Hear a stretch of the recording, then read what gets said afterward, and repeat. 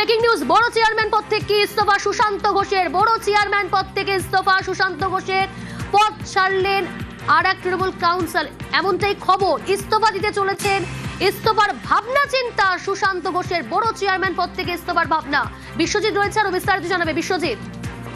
একদমই, অর্থাৎ আমরা দেখেছি যে কিছুদিন আগে কলকাতা পুরসভায় ভাঙন ধরেছিল যখন দেবলীনা বিশ্বাস ৯ নম্বর বড় চেয়ারপারসন পদ থেকে পদত্যাগ করেছিলেন এবং কলকাতা মিউনিসিপ্যাল কর্পোরেশনে কলকাতা পুরসভার চেয়ারপারসন মালা রায়ের কাছে পদত্যাগ পত্র পাঠিয়েছিলেন এবং সেই নিয়ে যথেষ্ট চাঞ্চল্যের সৃষ্টি হয় এবং আজ কলকাতা পুরসভার ১২ নম্বর বড় চেয়ারম্যান পদ থেকে ইস্তফা দেবেন বলে ইতিমধ্যেই কলকাতা পুরসভায় এসে হাজির হয়েছেন সুশান্ত ঘোষ এবং তার সঙ্গে আরো একজন এসেছেন তৃণমূল কংগ্রেস কাউন্সিলর অরূপ চক্রবর্তী। তিনি কলকাতা মিউনিসিপ্যাল যে অ্যাকাউন্টস কমিটি তার সদস্য রয়েছেন।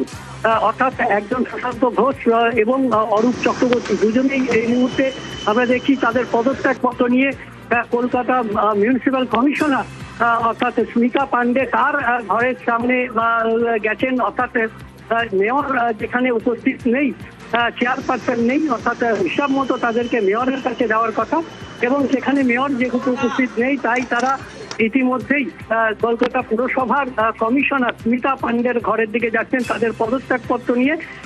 সুশান্ত ঘোষ তিনি ১০৮ নম্বর ওয়ার্ডের কাউন্সিলর, কিন্তু কাউন্সিলর পদ থেকে নয়, তিনি বড় চেয়ারম্যান অর্থাৎ ১২ নম্বর বড় যে চেয়ারম্যান সেই চেয়ারম্যান পদ থেকে ইস্তফা দিতে চাইছেন এবং অন্যদিকে অরূপ চক্রবর্তী তিনি ৯৮ নম্বর ওয়ার্ডের কাউন্সিলর, কিন্তু কাউন্সিলর পদ থেকে তিনি ইস্তফা দিচ্ছেন না, তিনি দিচ্ছেন যে পদ থেকে অর্থাৎ কলকাতা মিউনিসিপ্যাল অ্যাকাউন্টস কমিটির যে সদস্য সেই সদস্য পদ থেকে। অর্থাৎ তারা কলকাতা পুরসভার যে সমস্ত কাজকর্ম যে পদে থেকে সেই পদে নজর থাকুক বিশ্বজিৎ।